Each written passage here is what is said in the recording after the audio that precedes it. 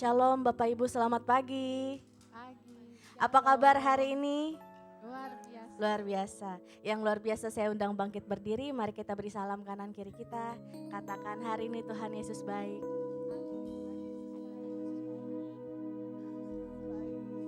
Haleluya.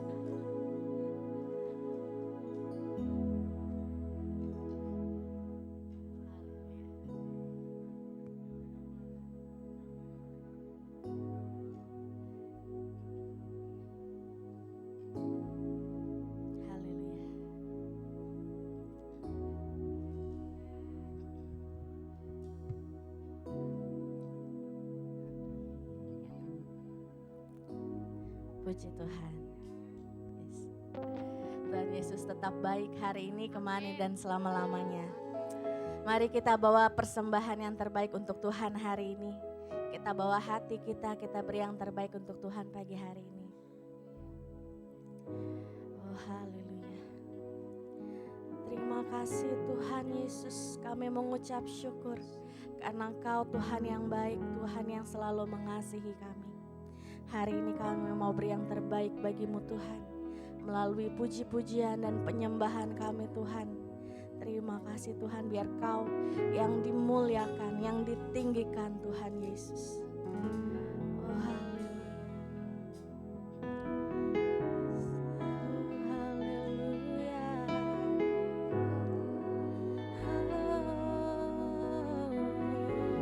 Kami bawa pujian kami Tuhan.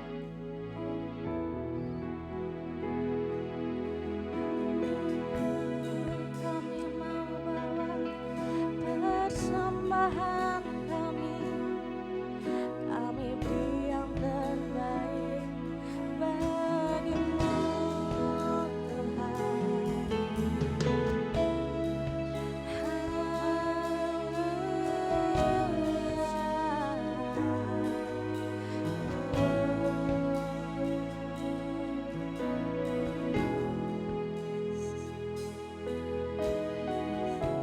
Yes, Tuhan. Kami beri yang terbaik bagimu Tuhan. Segenap hati kami, segenap jiwa kami Tuhan Yesus.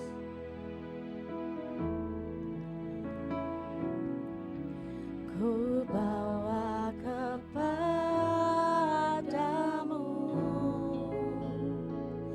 oh Tuhan, persembahanku ini. Ku ingin Engkau menerima korban syukurku melalui pujian. Takkan kami bawa yang terbaik selain yang terbaik. Takkan pernah ku bawa selain yang terbaik, yang harum dan sejati di hadapan tahta-Mu, Yesusku. Terimalah korban syukurku ini yang mengalir di hatiku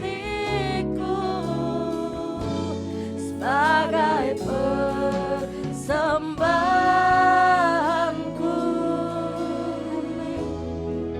Kami bawa Tuhan persembahan kami.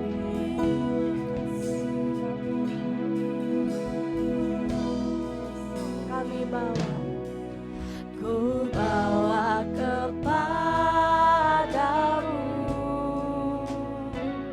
oh Tuhan,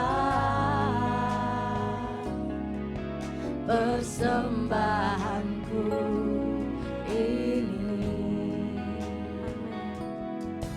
Ku ingin Engkau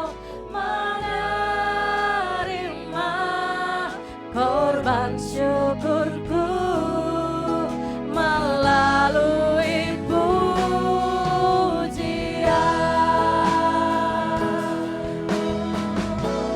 takkan pernah ku bawa selain yang terbaik,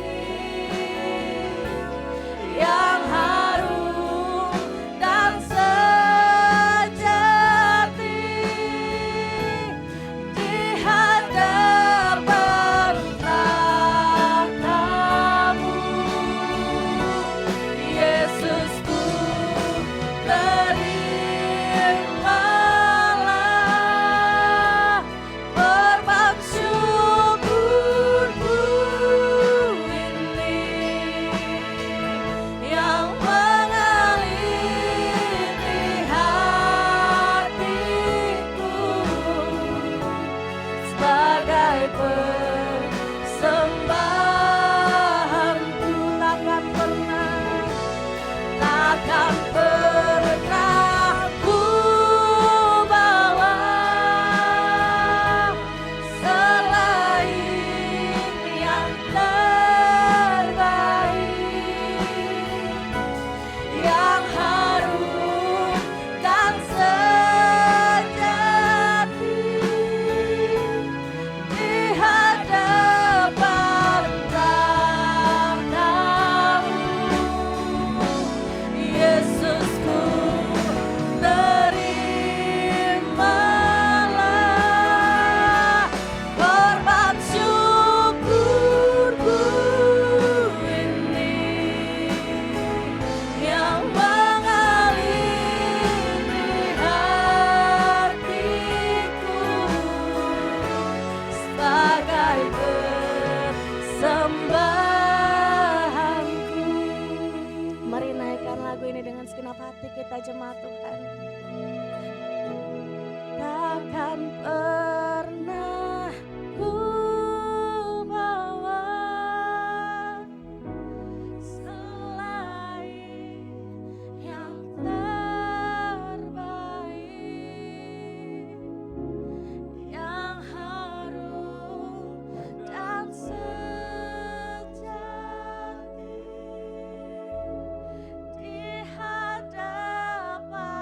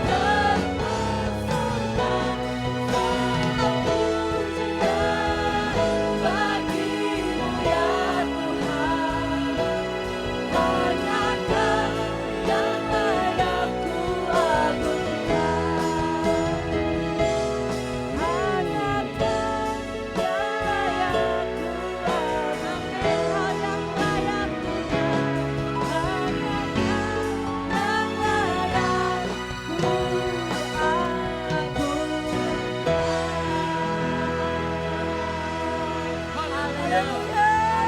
Tuhan. Amin. Yes Tuhan. Kau Allah yang besar Tuhan. Kau yang layak terima segala pujian Tuhan Yesus. Sungguh kami mengucap syukur kami boleh berdiri di sini saat ini Tuhan. Kami boleh menyenangkan hati-Mu melalui puji-pujian kami Tuhan. Bahwa kami lebih lagi Tuhan mengenal-Mu melalui setiap puji-pujian kami Tuhan. Dan kami siap untuk memuji-Mu lebih lagi Tuhan. Dengan segenap hati, dengan segenap kekuatan kami Tuhan. Biar Kau yang boleh dimuliakan di atas puji-pujian kami. Dalam nama Tuhan Yesus kami siap untuk memuji nama-Mu lebih lagi.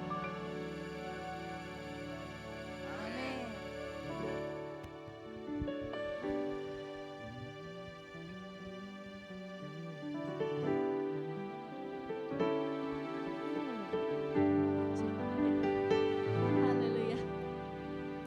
Mari masih bersemangat untuk memuji Tuhan saudara. Amin. Hari ini adalah hari yang terbaik yang Tuhan berikan untuk kita boleh beribadah bersama. Amin. Mari kita beri yang terbaik untuk Tuhan.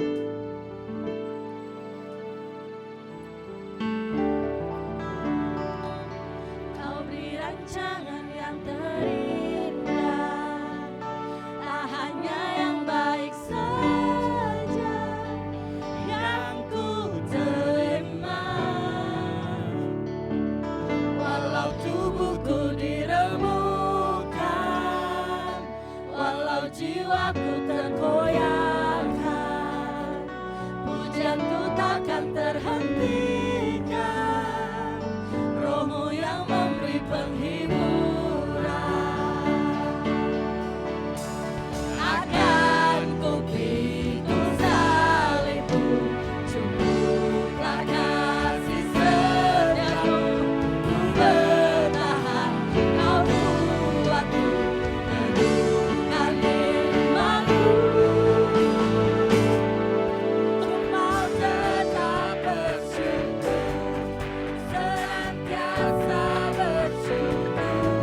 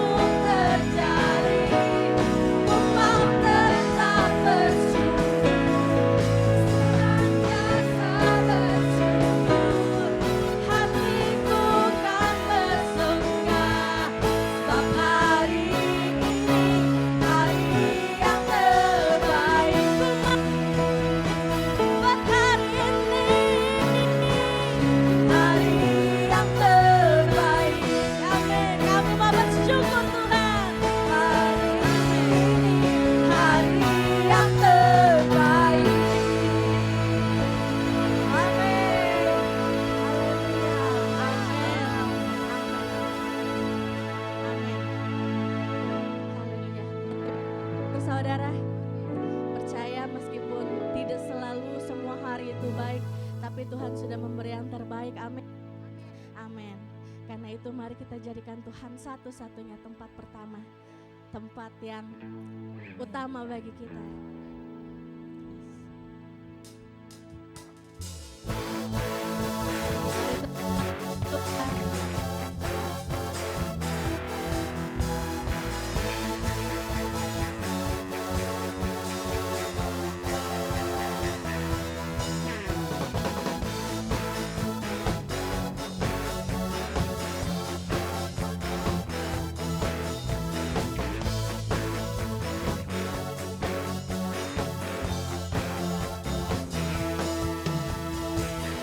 Jauh lebih indah dari emas yang mulia, namamu berharga bagi hidupku.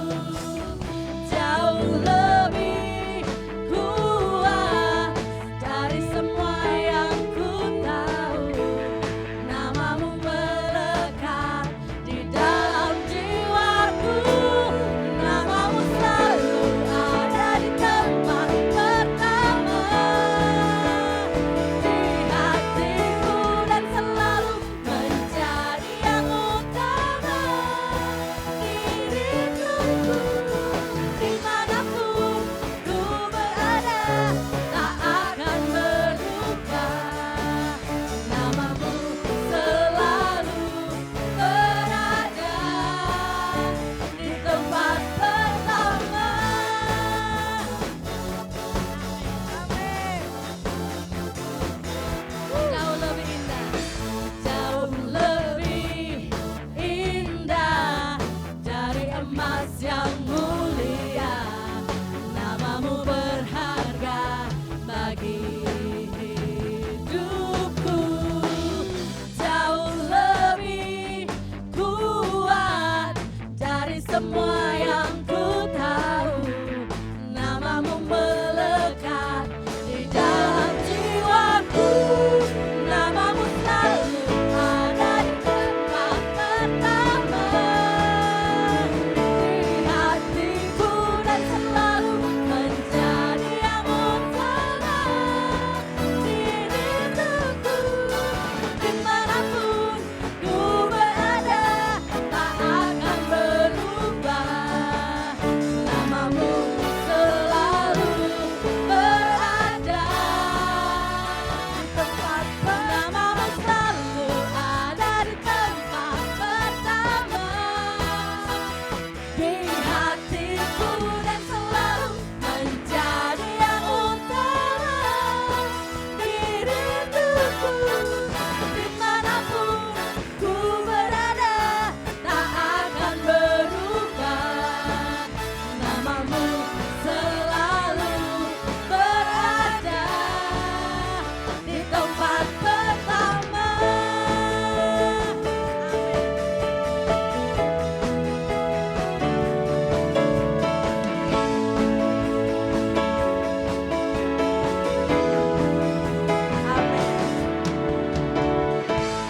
Amin. Amin. Haleluya. Haleluya. Tuhanlah satu-satunya yang ada di tempat pertama di hidup kita. Amin. Amin. Haleluya. Silakan duduk saudara. Haleluya. Mari lebih lagi kita mau siapkan hati kita. Kita percaya karena kita boleh hidup sampai hari ini semua karena anugerah Tuhan. Yes. Amin. Mari kita beri yang terbaik untuk Tuhan lebih lagi.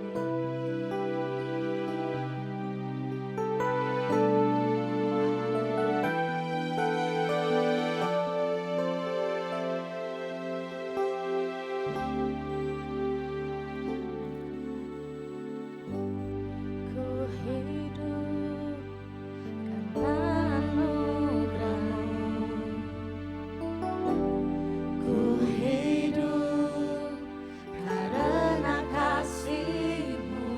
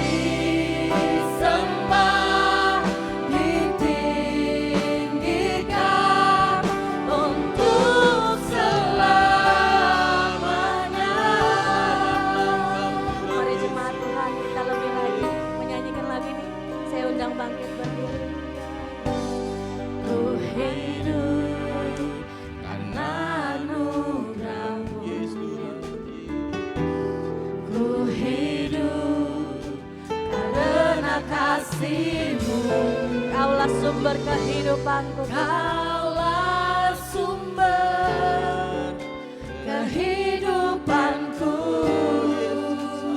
Kami hidup untuk menyembah-Mu.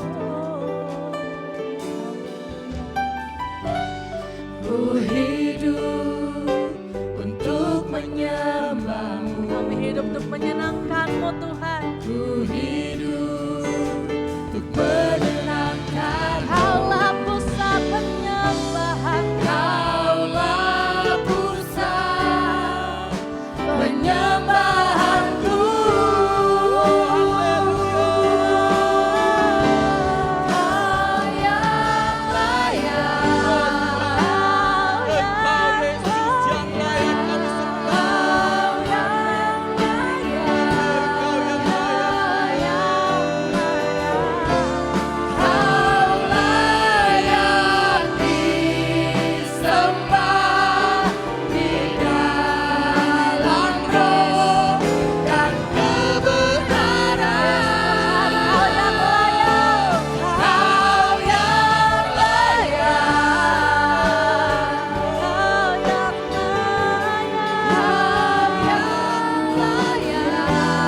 Kau yang layak disembah Tuhan.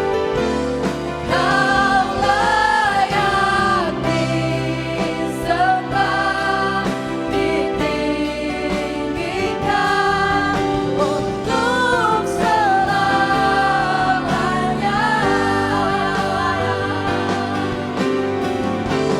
Kau yang layak.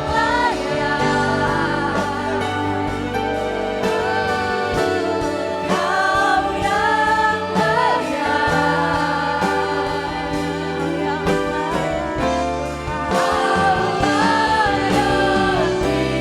disembah di dalam roh dan kebenaran.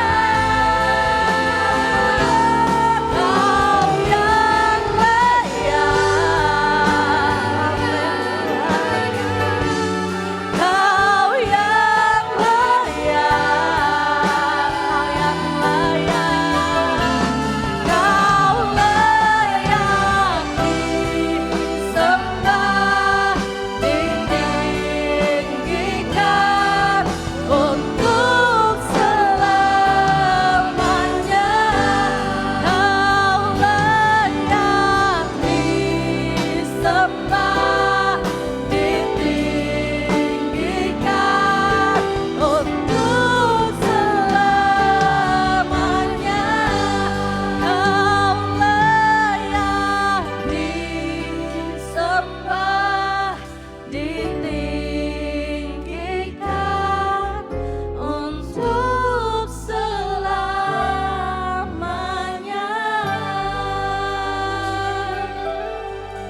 Oh, haleluya. Terima kasih Tuhan. Oh, terima kasih Bapa di surga. Kau yang layak terima segala pujian. Kau yang layak terima segala pengagungan Tuhan. Namamu yang berkuasa Tuhan Yesus. Kami mengucap syukur terima kasih Tuhan. Sungguh Kau begitu luar biasa Tuhan. Sungguh Kau yang teramat baik. Kau yang sungguh luar biasa Bapa, Kau dalam hidup kami. Oh haleluya. Bahwa kami lebih lagi Tuhan mengenal-Mu melalui firman-Mu hari ini Tuhan. Bahwa kami ke dalam pengenalan akan Kau lebih lagi Tuhan. Lebih lagi kami mau mengenal-Mu secara pribadi Tuhan Yesus. Terima kasih Tuhan. Terima kasih untuk setiap hal yang boleh terjadi dalam hidup kami Tuhan. Baik kami senang maupun sedih Tuhan, kami percaya Kau tetap berada bersama kami Tuhan. Terima kasih Bapa. Dan sebentar Tuhan, kami juga siap memberi yang terbaik bagi-Mu Tuhan. Memberi apa yang sudah Kau berikan kepada kami terlebih dahulu Tuhan. Kami mau mengembalikan yang terbaik. Kami mau memberi dengan penuh sukacita Tuhan Yesus. Karena kami percaya Tuhan, Kau Tuhan yang memberkati kami lebih dulu Tuhan. Terima kasih di dalam nama Tuhan Yesus. Haleluya. Amin.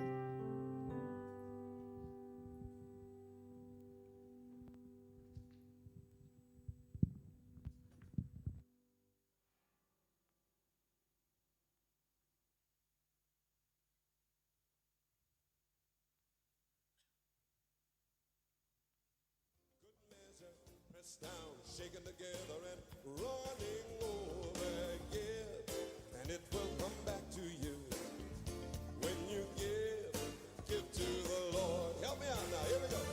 Give, and it will come back to you. Good measure, pressed down, shaken together and running over, yeah. And it will come back to you when you give to the Lord. Help me out now, here we go. Give, and it will come back to you. Good measure, pressed down, shaken together and running over, give, and it will come back to you when you give to the Lord. Give in love, give in faith, give with joy and a smile on your face. Give as the Lord has given to you. How you give is a reflection of your gratitude. So give, and it will come back to you. Good measure, pressed down, shaken together and running over. Give, and it will come back to you when you give to the Lord. Give. Sebelum dengar firman, kita berdoa. Bapa dalam surga, terima kasih Tuhan pada pagi hari yang indah ini, hari yang baik, di mana kami bisa datang beribadah pada Engkau, ya Tuhan. Kami bersyukur, pada saat ini kami rindu untuk mendengar firman-Mu, ya Tuhan. Berilah hati kami yang lembut, supaya firman itu dapat kami mengerti, dapat tertanam dalam hati kami. Roh Kudus berikan pencerahan, urapi kami semuanya, supaya firman ini menjadi jelas buat kami semuanya, dapat dimengerti dan dapat kami lakukan dalam kehidupan kami sehari-hari. Terima kasih Tuhan, biarlah firman ini yang menjadi penuntun jalan kehidupan kami semua. Hanya di dalam nama Tuhan Yesus kami serahkan doa ini. Haleluya, amin. Ya saudara, pada saat ini saya akan membawakan firman dengan judul Nubuat Yakub tentang Dan. Dan ini anaknya yang kelima ya. Dan juga hanya satu pusat penyembahan. Jadi ini tema yang akan saya bahas. Mari kita melihat bahwa Dan itu anak dari siapa ya, dari ibunya siapa. Nah, kita waktu itu sudah membahas anak laki-laki dari Lea semuanya ya.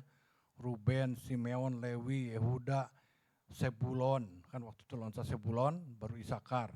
Nah sekarang masuk ke anak-anak dari istri yang lain, itu dari Bilha, budaknya Rahel. Itu yang pertama adalah Dan. Jadi anak pertama dari Bilha itu Dan, tetapi dari urutan itu anak kelima, anak Yakub itu ya. Ya supaya ini saudara bisa membayangkan, oh ini posisinya begini, gini. Itu. Nah sekarang apa nubuat Yakub tentang Dan ini? Dan ini kalau kita lihat di bahasa Ibrani-nya ini adalah Dani. Jadi pas saya lihat, lah kok nama saya di sini? Ya, jadi tulisannya benar-benar Dani ini. Gitu. Tapi apa yang ada di dalam Dan ini, orang seringkali menghubungkannya. Contohnya di Irian Jaya itu ada suku Dani, ada ya? Halo? Ada enggak? Ada, di sana tuh ada suku Dani. Mereka itu percaya bahwa mereka itu masih ada keturunan Israel, begitu. Ya. Jadi kalau orang berhubung-hubungkan dengan Israel, mereka itu bangga. Begitu ya. Nah, namun nama Dan ini ada sesuatu hal yang kurang baik sebetulnya. Kalau dilihat dari nubuat Yakub, ada berkatnya ada. Tapi ada juga yang akhirnya menjadi kurang baik. Nah, kita lihat dulu di dalam ayat ke-16 ya. Kejadian 49 ayat 16 mengatakan, adapun Dan ia akan mengadili bangsanya sebagai salah satu suku Israel. Kalau mengadili bagus atau enggak? Halo, bagus atau enggak? Ya? Bagus enggak? Hakim bagus enggak? Halo? Hakim bagus enggak?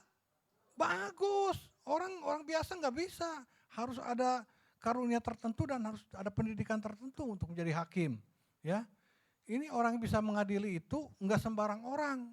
Kalau orang mau mengadili semau-maunya tanpa dia itu diangkat, enggak mungkin akan didengerin orang. Ya, tapi kalau seorang hakim dia tuh bisa menentukan apakah sesuatu itu harus bagaimana. Nah, suku Dan ini dinubuatkan ia akan mengadili bangsanya sebagai salah satu suku Israel.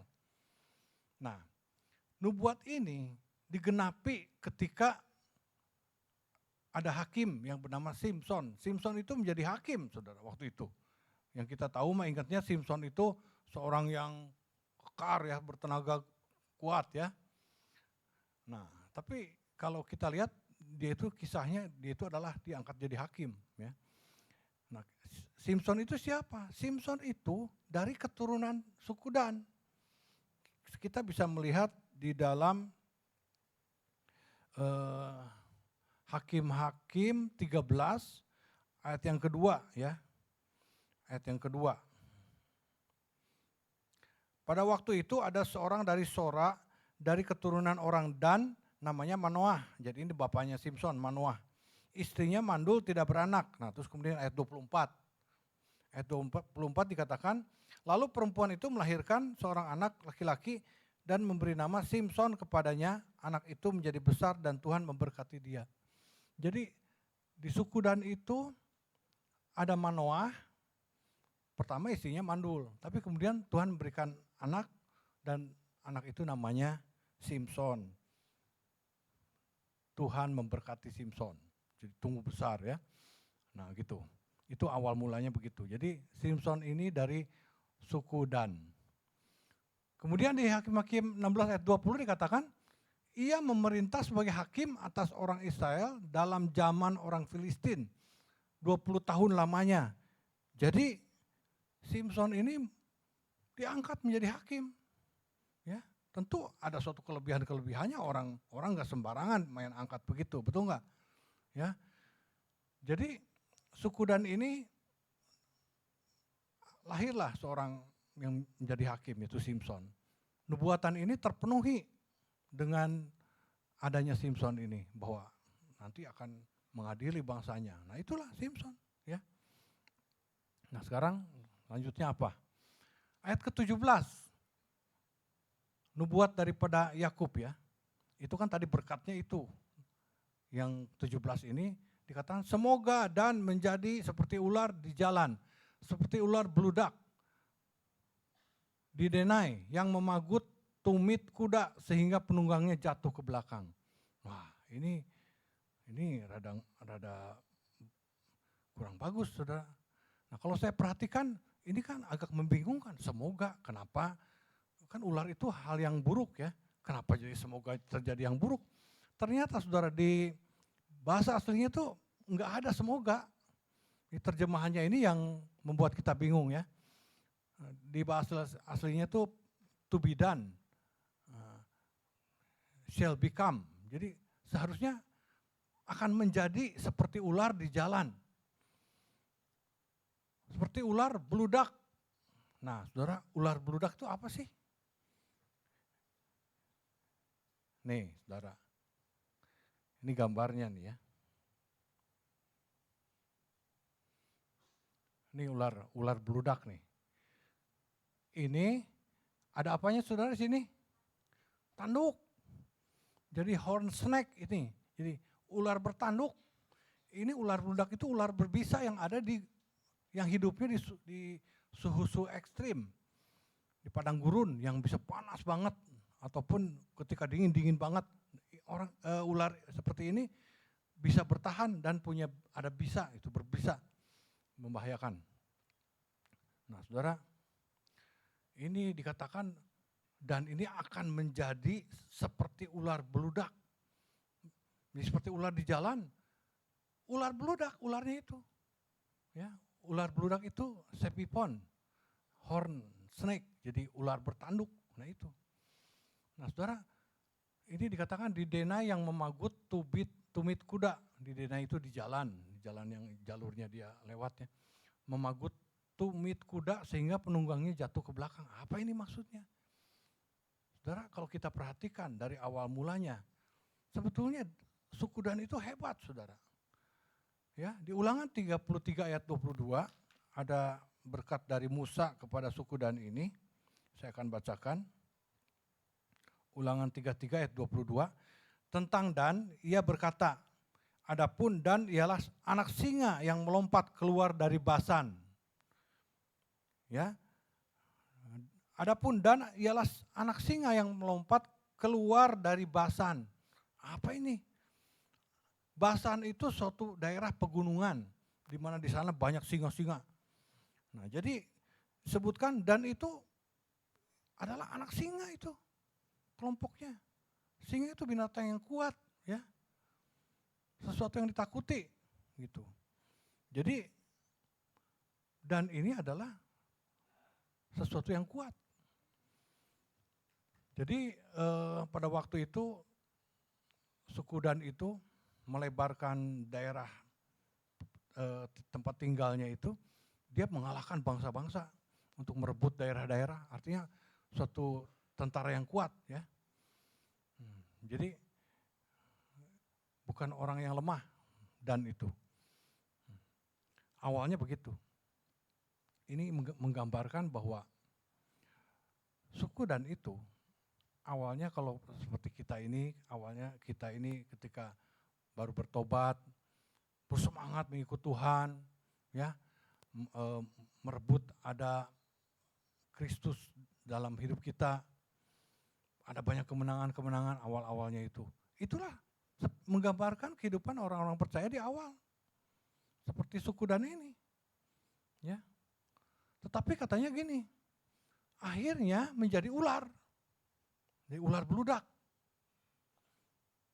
Maksudnya apa, saudara? Ternyata kehidupan suku Dan ini pada akhirnya mendirikan pusat-pusat penyembahan yang lain. Jadi jatuh pada penyembahan berhala. Ya, kita baca, saya bacakan di Hakim-Hakim 18 ayat 30 sampai 31. Saudara bisa buka di dalam handphone supaya kalau ngedenger begitu kurang mudeng, buka di handphone ayatnya. Hakim-Hakim 18 ayat 30 sampai 31. Bani Dan menegakkan bagi mereka sendiri patung pahatan itu. Lalu Yonatan bin Gersom bin Musa bersama-sama dengan anaknya menjadi imam bagi suku Dan sampai penduduk negeri itu diangkut sebagai orang buangan. Demikianlah mereka menempatkan bagi mereka sendiri patung pahatan yang telah dibuat Mika itu, dan patung itu ada di sana selama rumah Allah ada di Silo. Jadi ada rumah Allah tapi dia mendirikan patung-patung berhala untuk penyembahan. Jadi suku Dan ini mempunyai ibadah yang lain, sedangkan Tuhan menempatkan hukum yang pertama dalam 10 hukum Taurat apa, saudara? Jangan ada padamu ilah lain di hadapanku. Ya. Yang kedua apa? Jangan mendirikan patung-patung. Ya, patung-patung yang berupa seperti benda-benda di langit, di bumi, di laut. Jangan mendirikan patung-patung. Nah, ini yang dilanggar oleh suku Dan ini. Jadi mereka itu awalnya sih hebat, sudah menang-menang dan gagah perkasa, ya, bisa memperluas daerahnya. Ini menggambarkan kita maju di dalam Kristus, ikut pemuritan ataupun ikut doa segala macam, melayani di dalam berbagai kegiatan yang kita ikutin. Tapi saudara, di dalam perjalanan bagaimana? Apakah kita terus berada di situ atau berbelok? Suku Dan ini berbelok dari awalnya melayani dengan semangat mencari Tuhan, mencari Kristus, ya, mendapat jamaah Tuhan hidupnya, berubah awalnya. Nah, tetapi kemudian bagaimana sampai hari ini? Apakah kita masih mempunyai semangat seperti itu? Apakah kita masih mempunyai kasih yang mula-mula, bersemangat seperti itu? Karena kalau tidak, ini bisa tergelincir menjadi ular beludak, saudara. Ya. Suku Dan ini pada akhirnya dia itu punya keinginan sendiri. Mau-maunya sendiri, dikatakan mereka itu menegakkan bagi mereka sendiri patung pahatan, jadi bikinan sendiri. Dia pengen ibadah versi dia sendiri, maunya seperti bagaimana. Nah ini bahaya saudara. Kita juga kalau dalam mengiring Tuhan, walaupun awalnya cinta kasih yang mula-mula pada Tuhan, benar. Tapi kalau tidak dipelihara, hari-hari ini bisa-bisa kita mendirikan ibadah mau-maunya sendiri. Ibadah menurut pahatan, kalau di sini digambarkan bikin patung pahatannya sendiri, sesuai seleranya gitu. Nah kalau kita seperti itu hal yang Tuhan benci saudara. Ya, karena ini pada akhirnya nanti kita lihat akibatnya fatal ini. Jangan dikira itu mah biasa naik turunnya, maju mundurnya orang Kristen. Saudara, ini akibatnya fatal, nanti kita akan lihat ya. Nah ternyata saudara, soal menyembah Tuhan lain, menyembah ilah lain. Jadi kalau dalam zaman dulu itu banyaknya bentuknya bikin patung, menyembah. Karena memang manusia itu makhluk penyembah, selalu harus menyembah sesuatu. Jadi ketika mereka tidak menyembah Tuhan, mereka menyembah patung bikinan sendiri. Ketika Musa naik ke Gunung Sinai pun 40 hari ditinggalkan. Mereka sudah ngumpulin cincin, emas, barang-barang kalung segala macam. Dilebur, dibikin patung lembu emas. Dan mereka sembah-sembah begitu, saudara. Nah itu yang Tuhan paling tidak mau yang begitu. Sehingga hukum Taurat itu yang nomor 1 adalah jangan ada ilah lain. Itu paling tinggi berarti. Ya, hukum 1, 2, 3 itu kepada Tuhan. Kedua, jangan berikan patung-patung, berhala-berhala.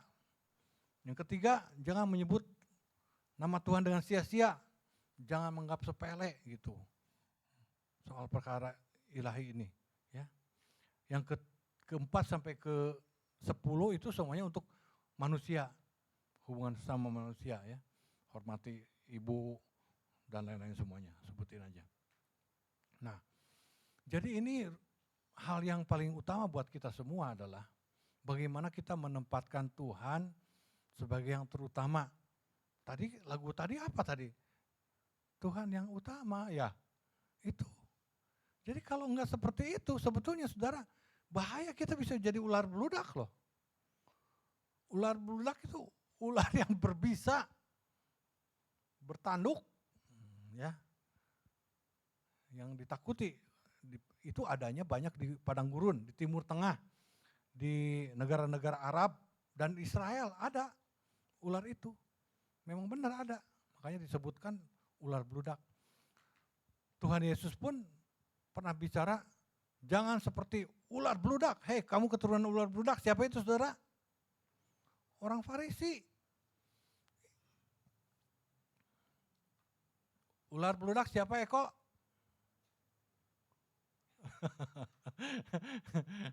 Eko sudah ada di alam lain ya. Nah, jadi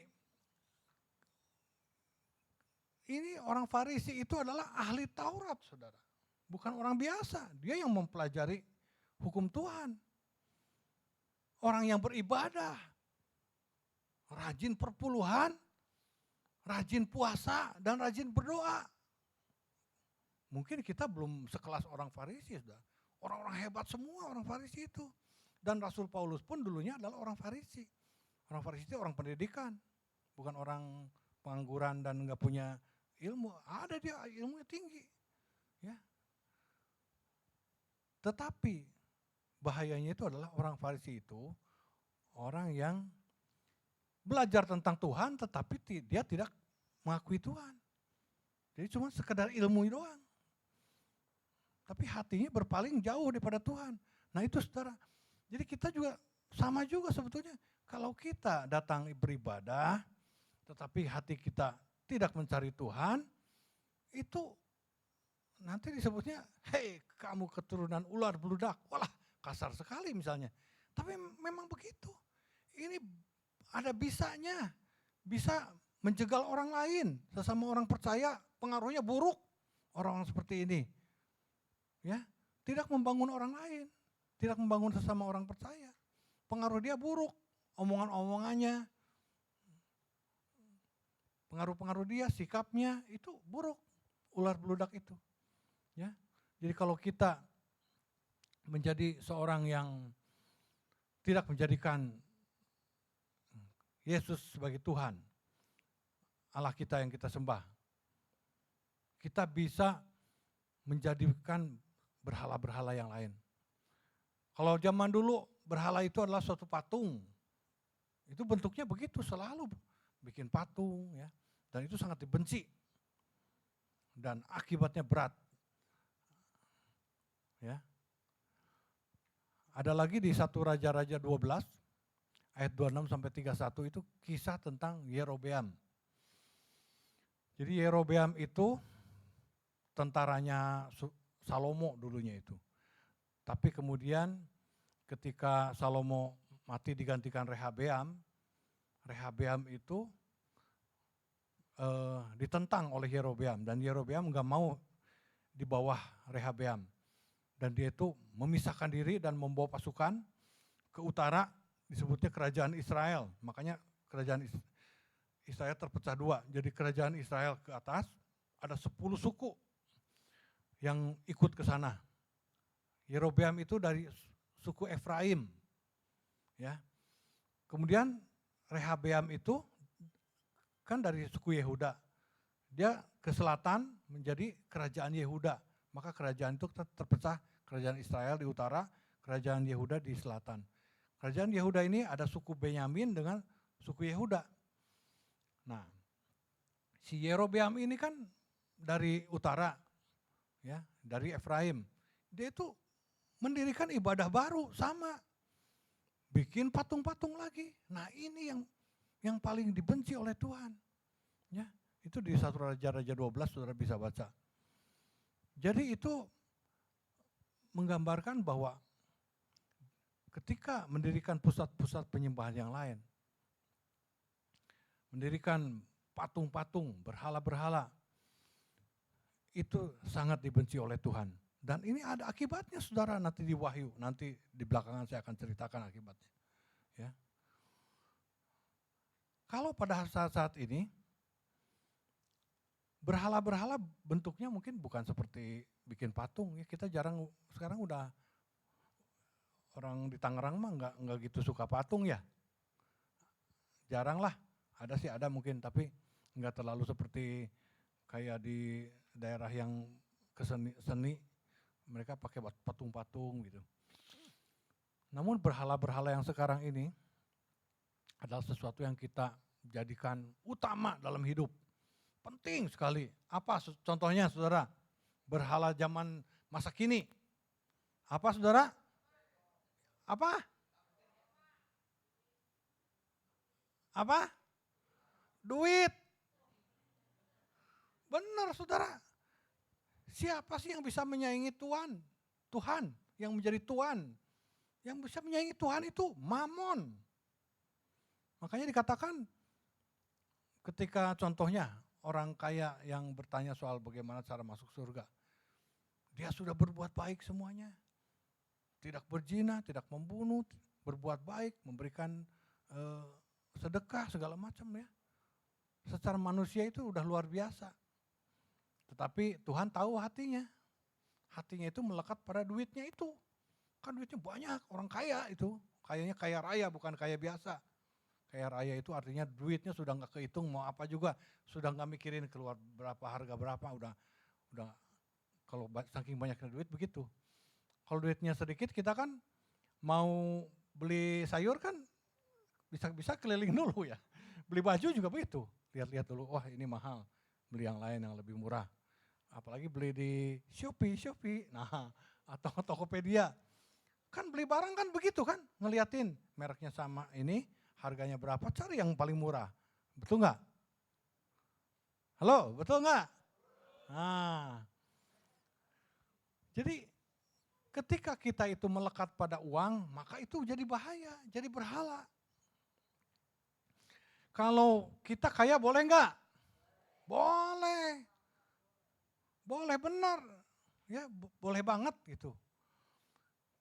Abraham kaya, Ishak kaya, Yakub juga kaya, Ayub kaya terkaya di timur. Dia paling kaya waktu itu.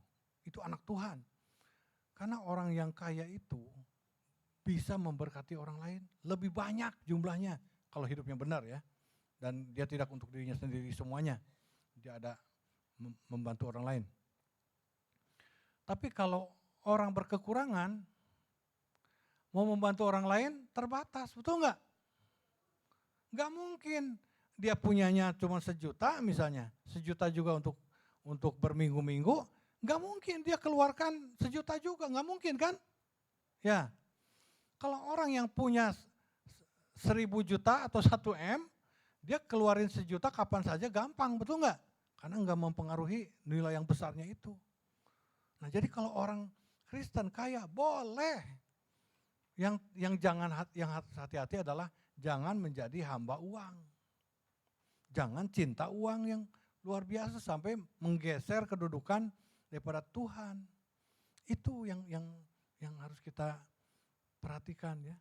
Karena ketika kita menggeser, kita menempatkan uang itu di atas segala-galanya, mungkin karena dulunya sederhana, kemudian punya duit dan dia waduh cinta banget sama duit itu, sampai ibadah juga kalau lagi mencari duit, ibadah mah nanti aja, nanti juga bisa.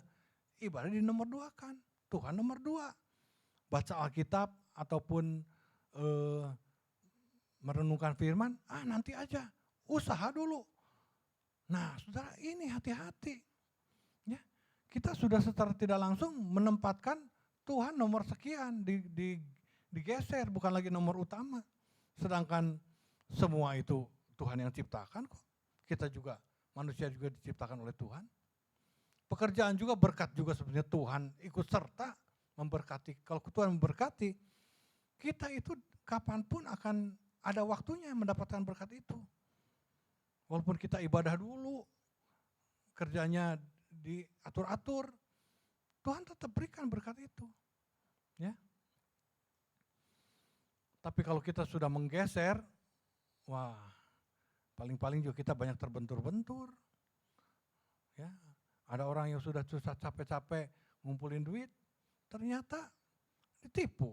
Habis udah ngumpulinnya lama, udah susah payah, ngebela-belain tidur kurang, tidur bangun jam-jam tidak tentu. Ya, udah kepala jadi kaki jadi kepala, udah jungkir balik ibaratnya, kerja udah mati-matian. Tapi ketika tidak mengutamakan Tuhan, bisa ada belalang pelahap. Pasti saudara yang sudah tua pernah ngalamin ketipu, betul nggak? Yang tua nih, yang muda mungkin ada yang sudah ngalamin, ada yang belum ya. Michael sudah ngalamin ketipu? Sudah, sudah Michael juga. Vigo udah ngalamin ketipu belum? Tuh, Vigo aja, padahal baru lulus kuliah ya, sudah pernah ketipu juga tuh. Ya, apalagi yang sudah sekelasnya Pak Tiong umurnya udah tua nih, ketipunya udah banyak ceritanya ya, betul nggak? Ya, Eko aja nih Eko sudah pernah ketipu belum? Sering, ya. Tahu kita juga, dikerjain orang banyak, Eko juga. Nah saudara, itu kalau kita tidak menempatkan Tuhan yang terutama, kita bisa banyak ketipu, perlindungan itu, hikmat kita kurang, karena kita membedakan antara jurusan ibadah dengan jurusan sehari-hari. Padahal itu harusnya disinkronkan gitu. Antara ibadah hari Minggu dengan kehidupan sehari-hari. Ya, Rika pernah ketipu nggak? Pernah. Yang ketipunya Rika atau Doni? Dua-duanya. Ya, tuh. Makanya saudara, jadi ini hati-hati saudara terhadap orang bahaya. Kalau kita nggak ada perlindungan Tuhan, kalau kita nggak dekat sama Tuhan, kita tuh sangat mungkin ketipu sama orang. Karena orang itu banyak yang jadi ular beludak. Ya, orang-orang licik, penipu-penipu tuh banyak. Manusia itu jadi, kalau di luar Tuhan tuh banyak yang jadi ular beludak saudara. Tapi kita juga anak Tuhan jangan sampai jadi ular beludak. Hari sudah pernah ketipu? Tuh, sudah juga Hari juga ya. Jadi ini, saya juga pernah ketipu, saudara. Jadi itulah pengalaman sekolah kehidupan tuh begitu, saudara. Ya, memang begitu. Nah ini kita hanya diingatkan pada saat ini, hati-hati dengan mamon. Karena mamon itu godaannya, waduh, benar lah. Ya, saudara bisa ngerasain banyak uang dengan kurang uang. Beda, betul nggak? Halo, beda kan? Banyak uang. Kalau aduh saya mah jarang banyak uang, udah cukup uang aja lah, cukup. Enak kan? Cukup sudah enak. Kalau kurang pusing, ya betul nggak? Apalagi ya jadi stres ya. Jadi aduh udah jadi apa? Migrain atau apa ya? Jadi gitulah. Nah itu saudara, jadi ini pusat-pusat penyembahan yang lain itu hati-hati. Uangnya sendiri mah nggak apa-apa kalau uang mah, ya. Yang penting mah jangan cinta uangnya itu sampai menggeser hal yang utama kepada Tuhan. Ya, amin. Jadi kalau kurang uang lebih banyak jadi jahat orang, betul nggak? Kalau banyak uang mah suka puji Tuhan, haleluya ya. Betul nggak? Waduh, haleluya. Puji Tuhan gitu. Kurang uang tuh suka banyak yang protes sama Tuhan. Padahal dianya malas misalnya. Nggak kreatif, nggak bekerja. Bekerjanya gitu-gitu lagi, nggak robah-robah. Ya kalah oleh persaingan misalnya. Begitu. Sedangkan kita harus meningkatkan cara pemasaran, meningkatkan kualitas produk dan lain-lain. Nah, balik ke yang tadi ya, ini kalau kita lihat ya, penyembahan berhala-berhala rohani ini menjadi rintangan besar, paling besar malah dikatakan bagi umat Allah. Kita sebagai anak Tuhan, kalau ada berhala-berhala rohani, itu membuat kita nggak bisa maju-maju. Ya, kejegal terus, ada banyak rintangan, ada banyak beban, banyak ikatan, banyak pemberat-pemberat, ya. Jadi ini walaupun kita cari uang, betul harus cari uang, harus kerja, jangan malas. Tapi kita harus ingat hari ke-7 itu kuduskanlah hari Sabat, hari ke-7 istirahat, perhentian itu ada di rumah Tuhan, ya ada pada Kristus. Kita pakai untuk beribadah, itu Tuhan sudah ingatkan di hukum Taurat begitu, kuduskan hari Sabat. Ya. Kalau Boy kerja di pantainya berapa lama? Berapa? Ya, sekarang sedang off. Nanti kapan masuk lagi? Kapan? Tuh. Nah, jadi ketika ada kesempatan ibadah ke sini, betul begitu ya. Nah, di sana juga ketika jauh dari mana-mana, ingat baca Alkitab ya, jangan lupa begitu. Nah sekarang akibat daripada si suku Dan ini, dari orang yang berkemenangan awalnya mengalahkan daerah-daerah, sehingga daerah tempat tinggalnya itu banyak sekali, kota-kotanya banyak waktu itu. Akibat kemenangan-kemenangan itu, keberhasilan, ia tuh menjadi sombong, ya, kepedean gitu. Di dalam Yosua saya bacakan nih, Yosua 19 ayat 47. Karena daerah Bani Dan telah menjadi terlalu sempit untuk mereka, maka berjalanlah Bani Dan itu maju dan berperang melawan kota Lesem. Mereka merebutnya, memarang penduduknya dengan mata pedang dan mendudukinya. Lalu menetaplah mereka di sana dan menamai Lesen itu Dan, menurut nama Dan, bapa leluhur mereka. Jadi Lesem itu dijadikan kota Dan, tempat Dan ini merebut kota itu ya. Sebelumnya padahal mereka itu sudah punya daerah pusaka, kota Zora, Esitaol, Irsemes, Salabim, Ayalon, Titla, Elon, Timna, Ekron, LTK, dan banyak sekali kota-kota yang dimiliki. Tapi ketika mereka semakin bertambah banyak, mereka merasa kurang nih daerah tempat tinggalnya. Maka mereka menyerang lagi satu kota, diduduki lagi kota Lesem itu ya. Maka mereka itu berkemenangan, berhasil. Dalam kehidupan berhasil. Nah ini juga saudara mengingatkan pada kita, ini hati-hati ketika kita berhasil dalam satu bidang berhasil, dalam usaha berhasil. Ya, hati-hati kita tuh suka, karena pada akhirnya suku Dan ini memisahkan diri, nggak mau ngikutin aturan-aturan.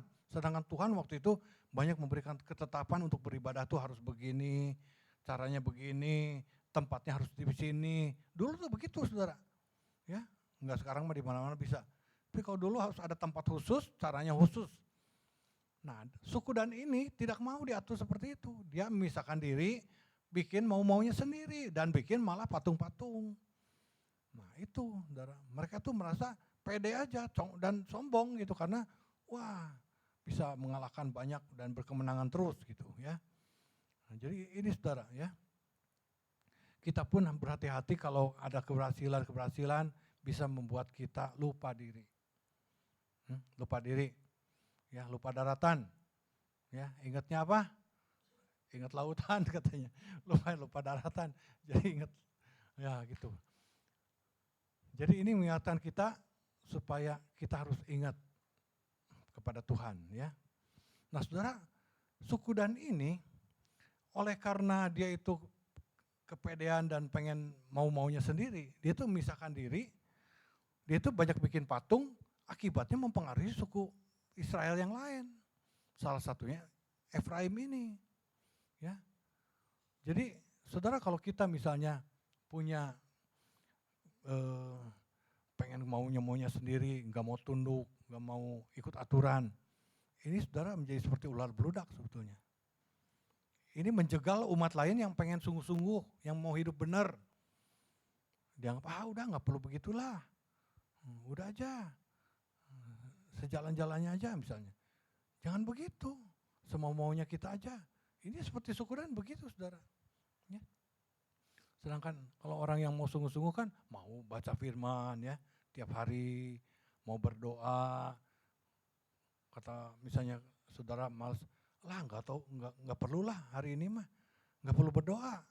Udah nanti juga hari Minggu juga berdoa juga, Minggu juga ibadah. Bisa begitu saudara. Akibatnya apa? Pertumbuhan rohaninya itu jadi lambat. Ini sama aja dengan membuat saudara-saudara kita yang lain tuh jadi terjegal juga kemajuannya. Ya. Ini yang terjadi itu memecah belah umat Allah waktu itu. Harusnya mengikuti satu cara untuk menyembah Tuhan. Ini jadi ada banyak cara pada akhirnya. Begitu. Nah, kita juga sama di dalam gereja juga. Kita ikutin semuanya harus balik kepada Alkitab. Ya. Berdoa itu siapa yang suruh berdoa? Apakah mau-maunya saya atau mau-maunya Bugem? Begitu? Tidak. Yesus mencontohkan pagi-pagi sekali berdoa. Ya. Nabi-nabi zaman dulu, Daniel berdoa, walaupun dia itu petinggi di pemerintahan. Nah, ya. Kalau kita melihat sepanjang sejarah dari zaman perjanjian lama sampai sekarang, itu tentang penyembahan berhala itu sudah bermunculan terus-menerus. Ya. Musa aja naik baru 40 hari ke bawah sudah ada patung lembu emas. Terus sampai hari ini bentuknya sudah berubah. Berhalanya itu jadi uang, bisa juga bukan uang. Misalnya uang mah nggak terlalu inilah, misalnya karena saudara biasa-biasa aja dan memperlakukan uang juga normal gitu. Tetapi ada yang jadi berhala itu adalah pasangannya, istrinya, atau suaminya. Sehingga enggak ke gereja gara-gara suami, gara-gara istri. Atau, wah enggak, saya mah sudah suami istri sudah ke gereja, udah sehati bareng, udah. Ya, Pationg I bareng sama nyonyanya, ya, semua dengan Ita, Pasin Diong dengan, ya, semua udah suami istri. Tetapi ada juga yang karena anak, karena cucu, nggak tahu beneran nggak tahu alasan ya. Ada yang kenapa nggak ibadah? Itu ngurus cucu. Emangnya ngurus cucu 24 jam? Sebenarnya bisa diatur. Kalau ada kemauan, itu bisa ada jalannya. Betul nggak? Tapi kalau kurang kemauan dan ini, yang banyak apa? Alasan. Ya. Yang banyak apa, Eko? Apa yang banyak? Beda alam lagi ya. Nah udah. Jadi, saudara kalau ada penyembahan berhala, disebutkan di sana itu ada ular. Ular itu setan sebetulnya. Ya. Jadi memang saudara kalau kita sudah banyak alasan, setan itu ngasih ide semuanya ke kita. Inilah, itulah, sibuk pekerjaan lah. Ya, pekerjaan juga bisa jadi berhala saudara. Ada orang yang workaholic ya, yang gila kerja karena dapat duitnya banyak di situ misalnya. Tapi kalau dapat duitnya banyak itu berarti berhalanya duit juga. Tapi ada orang yang memang senang bekerja, kerja terus. Ada kesenangannya sendiri di dalam bekerja. Nah itu juga bisa jadi berhala. Ya, hati-hati saudara. Karena setan bisa bermain di situ. Ada ular. Kalau sudah keadaan seperti itu, Yakub itu di ayat ke-18 dikatakan, ya Kejadian 49 ayat 18 ya. Kejadian 49 ayat ke-18. Aku menanti-nantikan keselamatan yang daripadamu ya Tuhan. Tadi kan bicara soal dan. Jadi ular beludak. Tiba-tiba Yakub berkata, aku menanti-nantikan keselamatan daripadamu ya Tuhan. Ini maksudnya apa saudara? Maksudnya adalah ketika dia tuh melihat dan ini jadi ular beludak. Wah ini bahaya ini. Udah ada setan di situ yang mencengkram hidupnya, membahayakan keselamatannya. Maka Yakub ini berdoa untuk meminta keselamatan daripada Tuhan. Aku menanti-nantikan keselamatan dari Tuhan. Yakub bilang begitu. Jadi begitu saudara, kalau kita sudah menjadi ular beludak, kita tuh butuh penyelamatan dari siapa? Harus cari Tuhan. Kalau enggak mah udah tergelincir begitu ya. Kita harus datang pada Tuhan, cari Tuhan. Ini Yakub itu mendoakan, waduh ini ada suatu bahaya terhadap anak saya si Dan ini. Yakub meminta, dia tuh membutuhkan penyelamatan supaya Dan ini bisa selamat, bagaimana gitulah. Kebayangnya mah begitu ya. Nah kita juga sama saudara. Ya, kalau sudah menduakan Tuhan atau menaruh Tuhan itu yang keberapa bukan yang terutama, kita harus ingat balik cari Tuhan untuk penyelamatan hidup kita. Kenapa harus cari begitu? Bahaya saudara. Nih akibatnya ya. Nanti dulu akibat ini dulu. Karena Allah menghendaki hanya satu pusat penyembahan. Dikatakan di Ulangan, hati-hatilah supaya jangan engkau mempersembahkan korban-korban bakaranmu di sembarang tempat yang kau lihat. Jadi kalau dulu itu Tuhan menetapkan tempatnya harus di sini. Nah dia itu sembarang tempat aja lah. Semau-maunya saya, nah itu nggak boleh dulu. Kita juga kalau sekarang, ayo rajin ibadah. Ibadah mah atur-atur aja lah. Ayo berdoa, nggak usah berdoa. Baca firman, ini sudah butek nih. Sudah lemot nih otak misalnya. Jangan begitu saudara, ya bahaya. Perkataan kita itu akan membuat badan kita dan mental kita nurut. Kalau kita sebutkan begini, wah saya tuh udah nggak bisa lagi. Saudara akan bisa atau enggak? Enggak bisa. Wah saya sudah nggak bisa menghafal lagi atau saya udah nggak bisa lagi mengerti. Bakal jadi nggak bisa menghafal dan nggak bisa mengerti. Makanya kalau motivator mengatakan If you think you can, you can. You can if you think you can. Jadi engkau akan bisa kalau mengatakan bisa. Perkataan kita itu akan, kalau dalam Kristen itu adalah iman. Perkatakan iman itu, maka itu akan mengikuti. Ya.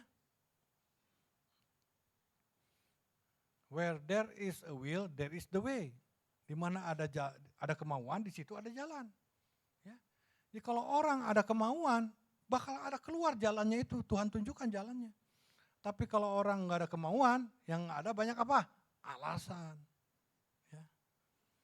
Kalau kita sebut, wah saya nggak bisa, bakal nggak bisa. Wah ini susah, yang gampang jadi susah. Ya, jadi kita jangan begitu. Saya akan coba, saya harus bisa. Lama-lama jadi bisa, karena harus bisa kan. Badan kita tuh ngikutin perkataan kita. Ya. Nah, tetapi di tempat yang akan dipilih Tuhan, di daerah salah satu sukumu, di sanalah harus kau persembahkan korban bakaranmu, dan di sanalah harus kau lakukan segala yang kuperintahkan padamu. Jadi Allah menghendaki ada suatu aturan, satu penyembahan, yaitu hanya menyembah Tuhan saja, Yesus sebagai Tuhan ya, itu saja. Jangan jadikan yang lain-lain berhala-berhala menjadi menggantikan hal ini. Nah, saya akan gambarkan apa akibatnya kemurtadan daripada suku Dan ini. Jadi Dan itu murtad karena mendirikan pusat penyembahan yang berbeda, yang lain. Yang sudah diharuskan begini, dia bikin mau-maunya sendiri. Ini akibatnya apa? Kesatu, suku Dan telah disingkirkan dari catatan ilahi terhadap kaum kudus Allah. Saudara, di dalam 1 Tawari 22 masih tercatat suku Dan ini. Ya, saya akan baca. 1 Tawari 2 ayat kedua. Ini ada ayat satunya, inilah anak Israel, Ruben, Simeon, Lewi, Yehuda, Isakar, Sebulon. Ayat kedua, Dan, Yusuf, Benyamin, Naftali, Gad, dan Asyer. Jadi di situ masih disebut nih. Dannya itu masih disebut. Nah, tapi di 1 Tawari 2, pasal 2 sampai pasal 9, coba saudara baca. Enggak disebut sama sekali, hilang langsung. Ya, suku ini udah hilang langsung. Tidak disebutkan. Terus kita baca lagi di dalam Wahyu 3 ayat ke-5. Kita baca sama-sama ya. Eko, baca Eko. Ayo sama-sama. 2, 3. Barang siapa menang, ia akan dikenakan pakaian putih yang demikian. Aku tidak akan menghapus namanya dari kitab kehidupan. Melainkan aku akan mengaku namanya di hadapan Bapakku dan di hadapan para malaikatnya. Jadi namanya itu tidak akan dihapus kalau berkemenangan. Tapi kalau yang suku Dan itu ternyata nggak ada namanya. Nih, dalam catatan Wahyu ke-7, pasal 7, suku Dan itu nggak ada. Kita baca lagi ya, ayat 5 sampai 8, 2, 3. Dari suku Yehuda ya, 12.000 yang dimeteraikan. Terus dari suku Ruben 12.000, dari suku Gad 12.000, Gad 12.000, suku Asyer 12.000, suku apa lagi? Naftali 12.000, suku Manase 12.000, suku Simeon 12.000, suku Lewi 12.000, suku Isakar 12.000, suku Sebulon 12.000, suku Yusuf 12.000, suku Benyamin 12.000. Dannya mana? Kagak ada. Nah, saudara, akibat daripada kita mendirikan berhala-berhala yang lain sebagai penyembahan kita, tidak menjadikan Tuhan nomor 1. Nama kita pun bisa berakibat seperti ini. Suku Dan itu hilang itu dari kitab kehidupan. Saudara mau nggak namanya tidak tertulis di kitab kehidupan? Enggak mau dong, udah capek-capek ibadah ya. Udah capek-capek ke gereja, melayani, udah main musik, ya, udah nyanyi gitu, udah berdoa ke sini, tapi namanya nggak ada. Pasti cari misalnya. Ada nama Eko, tapi Ekonya Eko Waluyo. Oh bukan yang ini. Tuh, bagaimana? Dicari Eko siapa ini? Nggak ada ini, misalnya gitu. Kenapa? Tidur melulu waktu ibadah. Nah, misalnya gitu ya. Ternyata saudara, ini kan kok aneh di sana dikatakan ada suku Manasye di ayat ke-6 tuh. Manasye itu kan anaknya Yusuf. Yusuf juga ada di sini, suku Yusuf. Anak Yusuf siapa? Manasye dan Efraim dan Manasye. Efraimnya enggak ada. Kenapa Yusuf dikasih ada anaknya dikeluarin di situ? Karena Yusuf itu mendapat berkatnya 2 kali lipat daripada yang lain. Berkat Tuhan khusus. Tapi si Efraimnya enggak ada. Kenapa? Tadi kan saya udah sebutin di Raja-Raja mengenai Yerobeam yang mendirikan ibadah sendiri, cara ibadah yang sendiri yang bikin pakai patung-patung dan sebagainya itu. Yerobeam itu adalah yang di kerajaan utara Israel, ya, kerajaan Israel utara. Itu adalah keturunan Efraim. Jadi ini saudara, bahaya. Ya. Nama kita nggak akan ada, kalau nggak ada gimana jadinya? Nggak tahu lah nasibnya bagaimana ya. Apakah nggak selamat atau diselamatkan tetapi seperti keluar dari dalam api. Gitu. Nah sekarang nasihat. Ya. Nasihatnya, 1, kita perlu rahmat Allah menjaga kita dari kesalahan suku Dan. Amin. Ya. Jadi kita belajar daripada kesalahan suku Dan ini supaya kita minta kasih karunia Tuhan supaya jangan sampai kita jadi seperti itu. Kesalahannya terjadi pada kita gitu ya. Dengan kata lain, mungkin kita tidak mendirikan patung-patung seperti mereka. Tapi kita menjadi batu sandungan yang menjegal umat Allah yang lain. Memberikan pengaruh-pengaruh buruk. Ikut pemuritan, gak usah, jangan. Ngapain lah ikut yang begituan. Nah itu menjegal orang lain loh saudara. Sedangkan orang lain mau pertumbuhan rohaninya. Misalnya mau mencari Tuhan sungguh-sungguh. Kita pengaruhi dengan perkataan-perkataan buruk. Sama juga itu. Ya. Orang berkomunitas, kita memisahkan diri misalnya. Jadi kita beda sendiri. Nah itu adalah suku Dan. Karena merasa pede, bisa sendiri, nggak usah ada orang lain. Itu suku Dan itu. Ya. Jangan, ayo masuk dalam kelompok-kelompok, komunitas-komunitas. Ya. Supaya kita itu saling membangun dan mengoreksi satu sama lain. Karena ketika kita berkomunitas, kita bisa tahu satu sama lain ya. Kalau enggak kita merasa benar sendiri, betul enggak? Kalau sendirian terus di rumah dan enggak ada yang lihat kesalahan dan seolah-olah kita itulah yang paling benar gitu. Padahal ketika bersama-sama dalam suatu himpunan orang percaya, kita tuh jadi tahu, saya masih kurang di apanya, karena ngelihat orang lain bisa mengerjakan hal yang lain, yang lebih bagus. Ya. Kemudian apalagi? Kita tidak ingin terhapus namanya dari kitab kehidupan, betul? Ya, itu yang penting mah. Bukan karena nggak enak dilihat, bukan. Kita supaya memperjuangkan nasib kita sendiri untuk kehidupan kekal, begitu. Ya, kenapa rajin ibadah, kenapa rajin melayani, bukan untuk supaya kelihatan bagus buat pimpinan, bukan. Tapi karena supaya kita memperjuangkan diri kita sendiri. Ya. Supaya kita ibadah sungguh-sungguh, jangan tidur melulu di ibadah misalnya. Ya itu untuk berguna buat diri kita sendiri. Karena kalau tidur, misalnya ibadah tidur nih. Pas firman baru 1 ayat dibuka, udah langsung 5 watt, 2 watt, tek, mati. Kemudian pada saat, ya yang terakhir, langsung bangun. Kira-kira tahu nggak apa yang dikhotbahkan? Enggak, karena awal dan akhir doang. Kalau Yesus mah akulah alfa dan omega. Kalau saudara yang pertama dengar ayat tidur, kemudian yang terakhir bangun lagi. Ya itu saudara, ya bagaimana nanti pertumbuhan rohani kita kalau apa-apa tidak diikuti gitu ya. Kemudian disuruh baca Alkitab, aduh saya nggak bisa, nggak ngerti-ngerti. Kan dikatakan Roh Kudus membukakan pengertian pada kita. Kalau kita berdoa, kita bersaat teduh sebelum membaca, ada caranya itu.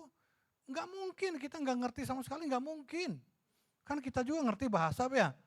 Ada orang katanya nggak bisa baca, nggak ngerti. Nggak mungkin. Kita kan ngerti bahasa. Minta pertolongan Roh Kudus. Roh Kudus akan berikan pengertian buat kita untuk maknai. Kalau yang susah belum bisa ngerti, kan ada yang bagian yang mudahnya Alkitab juga. Gitu.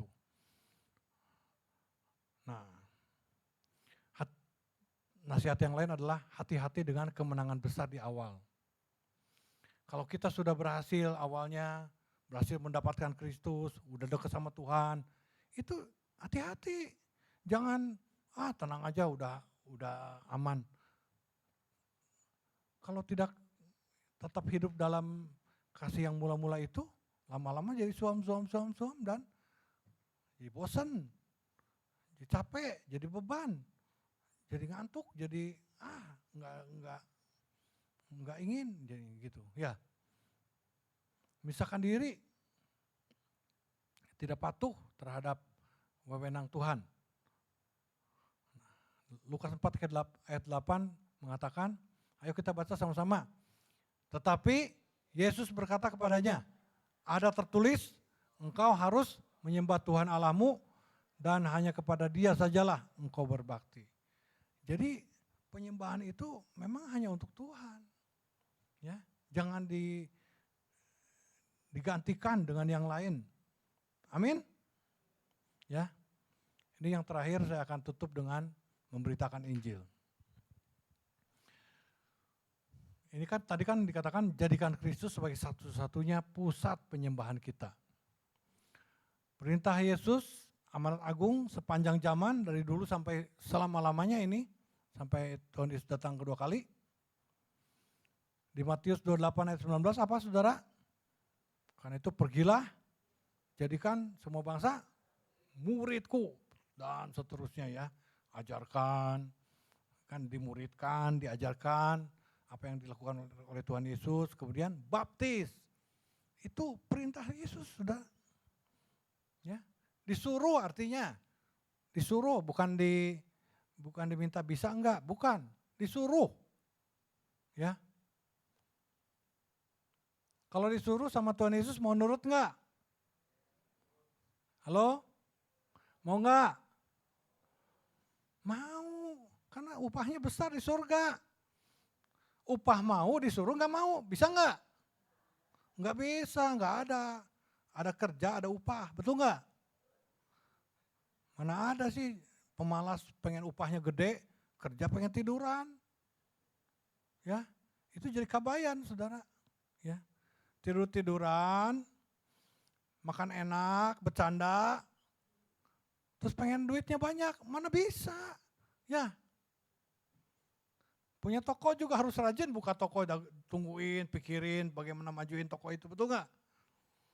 Usaha juga harus pikirin bagaimana caranya mengembangkan usaha itu. Nggak bisa dengan bangun telat, nyiapin kurang, apa-apa kurang, pelayanan kurang, kualitas ini kurang, semuanya kurang, lama-lama ditinggalin. Terus nanti ngeluh kenapa jadi sepi ini, ya salah sendiri itu ya. Nah, kemudian Allah menghendaki semua orang diselamatkan. Itu di 1 Timotius. Jadi saya bacakan ya. 1 Timotius 2 ayat 3 dan 4. Itulah yang baik dan yang berkenan pada Allah Juru Selamat kita, yang menghendaki supaya semua orang diselamatkan dan memperoleh pengetahuan akan kebenaran. Jadi Tuhan inginkan kita itu semuanya selamat. Saudara mau diselamatkan enggak? Mau kan? Semua juga. Terus dikatakan supaya dan juga memperoleh pengetahuan akan kebenaran. Bagaimana kita bisa punya pengetahuan akan kebenaran? Kebenaran itu apa, saudara? Kebenaran itu apa? Firman Tuhan. Bagaimana kita bisa tahu tentang firman Tuhan? Bagaimana? Baca, dengerin, lihat, ya, baca, ya. Katanya, aduh saya mah nggak bisa membaca. Nggak mungkin, saudara. Saya mah nggak percaya dengan istilah nggak bisa baca. Pasti bisa. Susah masuk ke otak. Emangnya otak kita itu ada apanya di sini gitu ya? Susah masuk. Kalau yang lain dibaca bisa ngerti. Masa Alkitab nggak ngerti? Ada caranya. Ya. Kan suruh berdoa dulu, tenangkan dulu, ini minta pimpinan Tuhan, terus baca berulang-ulang, renungkan. Renungkan itu bukan gini, kayak baca koran. Kalau baca koran zaman dulu mah, kebanyakan baca koran tuh nggak baca isinya. Judulnya doang dibaca, udah aja. Padahal isinya tidak mencermin, banyak yang tidak mencerminkan judul loh. Kalau koran sih masih mending, masih benar. Kalau di YouTube ataupun di YouTube yang kebanyakan, antara judul dengan isi lain. Judul mah dibuat supaya menarik aja lah, supaya heboh orang. Sampai orang yang ngedengerin, yang ngelihat isinya maki-maki, ini enak aja, judul apa, isinya apa gitu. Nah tapi kalau firman Tuhan tuh kita baca supaya tahu, ya. Karena Allah menghendaki semua orang diselamatkan. Kita harus tahu kebenaran. Kalau orang yang tidak tahu kebenaran, maka akan mudah disesatkan. Saudara mau disesatkan enggak? Tidak mau kan? Harus tahu kebenaran, itu aja udah. Tapi saya nggak bisa, ya udah, rela disesatkan aja udah. Begitu. Ya. Kemudian apa? Kita dipercayakan berita perdamaian. 2 Korintus 5 ayat 19. Ayo ditampilkan aja 2 Korintus 5 ayat 19. Biar ada kerjaan mulmednya. 2 Korintus 5 ayat 19. Ya.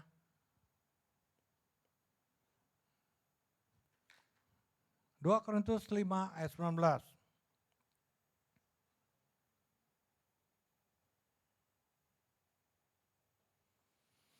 Ya saudara buka aja sendiri di itu dah. Kalau kelamaan begini mah 2 Korintus. Ya. Ayo kita baca sama-sama 2, 3. Sebab Allah mendamaikan dunia dengan dirinya oleh Kristus dengan tidak memperhitungkan pelanggaran mereka. Ia telah mempercayakan berita pendamaian itu kepada kami. Kepada siapa saudara? Kami. Kami itu siapa? Kita. Ya. Kalau zaman itu yang nulis kan Paulus. Pada kami katanya. Itulah kita itu. Ya. Jadi Rasul Paulus ketika sudah diselamatkan, dia itu kan Allah sudah mendamaikan dunia dengan dirinya oleh Kristus katanya. Tidak memperhitungkan backgroundnya, latar belakang mereka, pelanggarannya apa. Kemudian ia telah mempercayakannya pada Paulus supaya memperdamaikan orang-orang lain juga. Nah inilah tugas kita untuk memberitakan Injil. Balik ke slide ya. Jadi kita semuanya itu, saudara, untuk menjadikan Tuhan sebagai satu-satunya pusat penyembahan, kita juga ada amanat agungnya, yaitu memberitakan Injil. Soal memberitakan Injil, wah saya nggak bisa, ada trainingnya. Kalau saudara pengen bisa memberitakan Injil dengan cara yang sudah teruji oleh seorang penginjil, ikuti nanti ada itunya, ada pengumumannya, ya. Ada tinggal ngisi di Google Form, gitu. Ya, saudara rindukan untuk terlibat, ayo maju tim musik.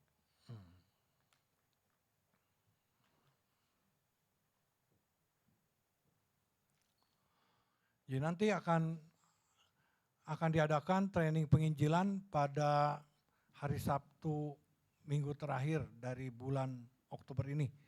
Tanggal berapa ya? 29 kalau nggak salah. Ya. Tanggal berapa? 29 betul? 26. Sabtu 26 ya? Ya. Jadi saudara yang belum ini, supaya tahu caranya, ikutin training penginjilan ini. Ya, rindukan semuanya supaya maju semua bergerak bersama-sama. Terutama untuk pengurus pelayan, itu mesti. Yang lain jemaat yang rindu untuk maju bersama-sama, ayo ikut ya. Eko saja ikut nih, Eko sudah daftar ini ya. Karena Eko punya karunia untuk bercerita luar biasa memorinya untuk kisah-kisah. Betul. Ya, jadi itu kalau dimanfaatkan dengan ini jadi seorang penginjil yang hebat nantinya. Kalau nggak tidur terus ya. Ya. Oke.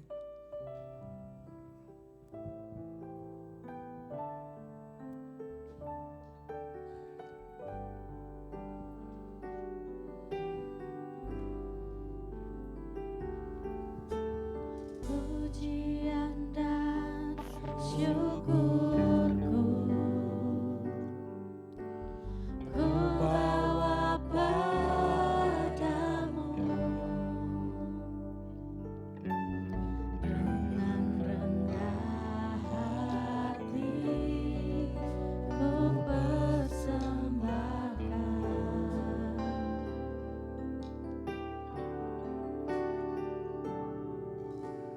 Sadar bila ku ada hanya karena anugerah, bukan karena kekuatanku.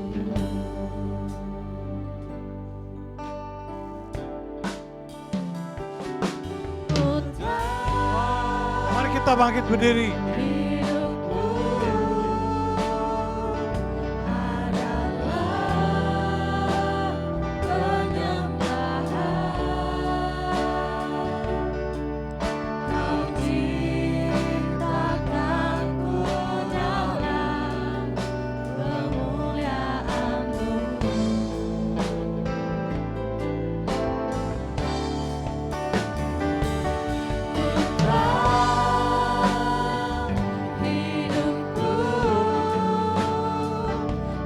berharga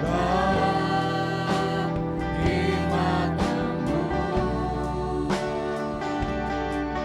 Segenap hidupku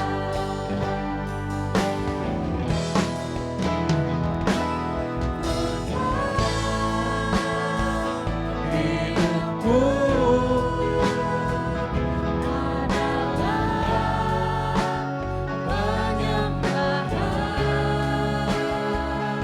Tuhan ciptakan kita sebagai makhluk penyembah.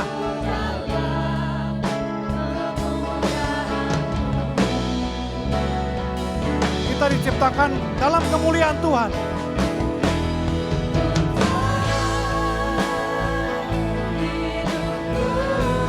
Mari kita persembahkan hidup kita. Hidup yang berharga itu di mata Tuhan. Mempersembahkan hidup kita dengan segenap hati.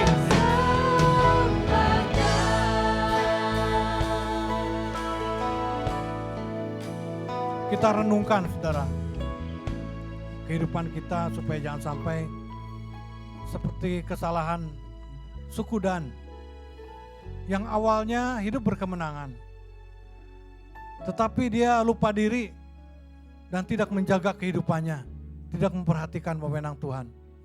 Dia mendirikan mezbah-mezbah mau-maunya sendiri, berhala-berhala, kesukaannya sendiri, menggeser penyembahan kepada Tuhan. Akibatnya dia itu menjadi seekor ular beludak, ular berbisa yang mematikan, yang bisa menjegal kehidupan orang percaya yang lain. Kita jangan sampai menjadi seperti itu. Jadikan hidup kita menjadi berkat, membangun sesama orang percaya, menyemangati orang lain untuk bertumbuh di dalam kerohanian, bukan untuk memberi pengaruh-pengaruh perkataan buruk sehingga orang tidak mau, orang-orang lain yang ingin bersungguh-sungguh terpengaruh dan tidak mau mengikuti pemuritan, berdoa, rajin berbaca firman. Mari kita menjadikan Tuhan yang terutama.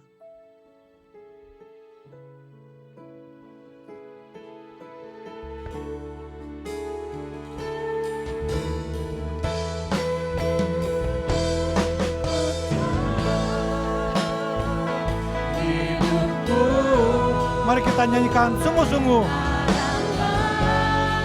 Mari kita sadari bahwa kita itu hidupnya untuk menyembah Tuhan.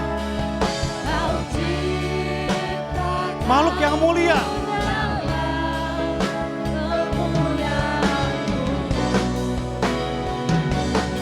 Ciptaan yang berharga.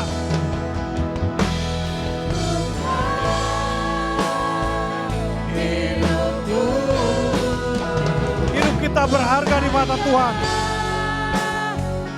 Kalau kita mempersembahkan segenap hidup kita kepada Allah.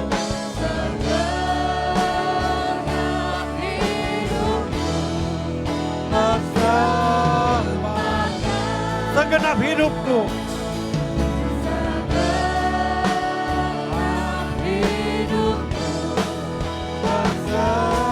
Segenap hidupku. Tuhan mau segenap hati kita, segenap akal budi kita, segenap hidup kita. Mengasihi Tuhan, mempersembahkan hidup kita. Persembahkan, haleluya. Oh, mari kita sembah Tuhan. Oh, haleluya. Dialah malam ayat.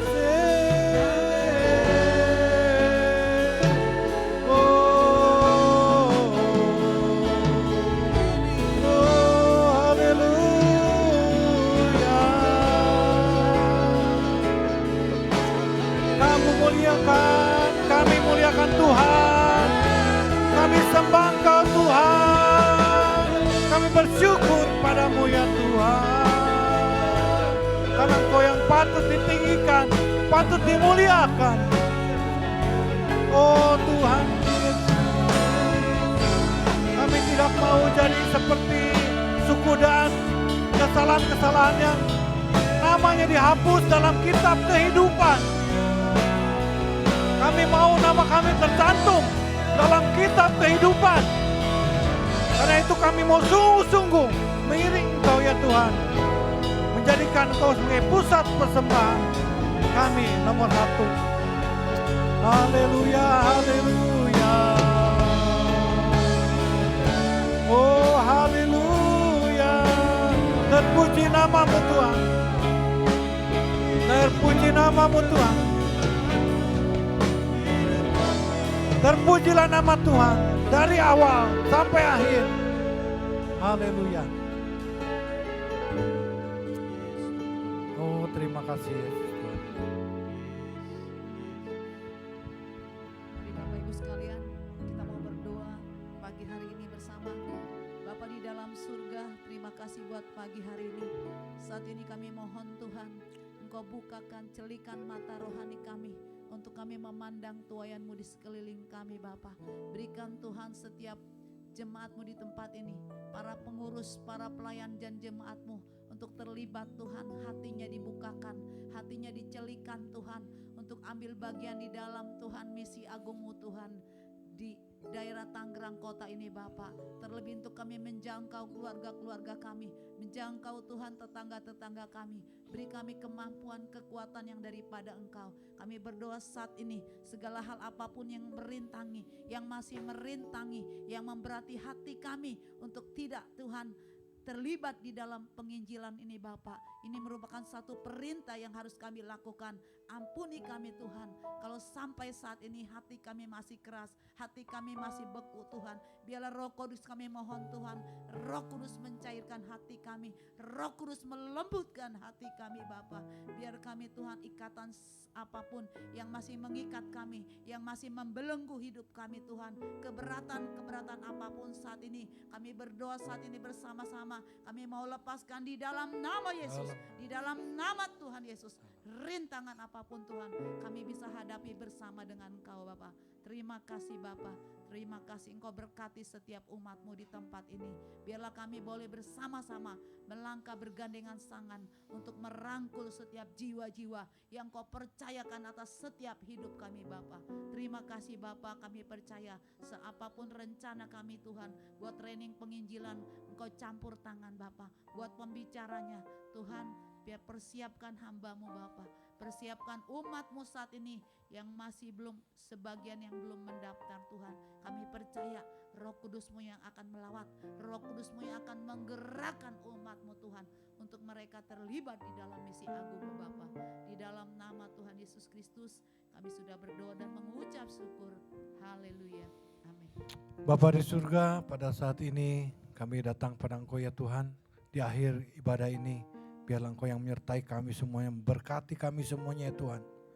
Karena itu saudara-saudara yang kasih dalam Tuhan, pulanglah Engkau membawa berkat daripada Allah Bapa, berkat perlindungan. Dan juga wajahnya yang menyinari Engkau dengan kasih karunia-Nya, kasih karunia Tuhan Yesus menyertai Engkau. Dan juga hati yang damai, sukacita Roh Kudus, penolong yang setia menemani dan menyertai Engkau semuanya dari mulai sekarang sampai Tuhan Yesus datang menjemput orang percaya di awan-awan permai. Semua orang percaya katakan amin. Silakan duduk saudara, sebentar kita akan melihat video pengumuman.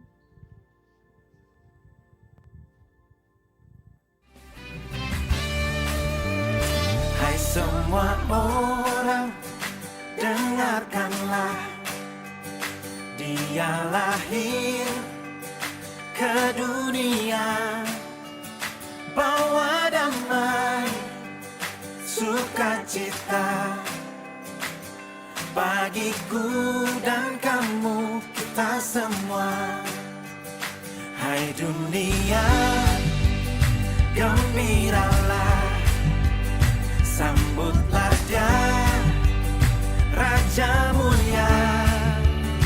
Bersoraklah bagi Dia yang diutus oleh Bapa bagi dunia. Dia lahir untuk kita semua, juru selamat bagi setiap yang percaya. Beritakan kabar baik bagi dunia, Yesus Kristus dialah Sang Raja. Hai dunia, gembiralah, sambutlah Dia, Raja mulia. Bersoraklah bagi Dia yang diutus oleh Bapa bagi dunia. Dia lahir untuk kita semua, juru selamat bagi setiap yang percaya. Beritakan kabar baik bagi dunia, Yesus Kristus dialah Sang Raja.